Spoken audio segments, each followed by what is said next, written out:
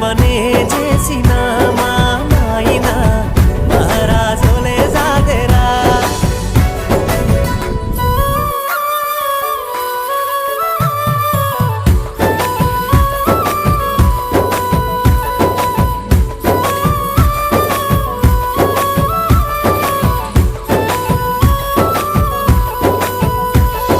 తాయతులు తానికలు ఎన్ని ఎత్తులేసైనా తనకంటే ఎదగాలని కోరుకుంటడే. అప్పు చేసి తిప్పలైన నా గొప్పల కోసమని బుక్కులు కొనిపించి నన్ను చదివిపించెనే.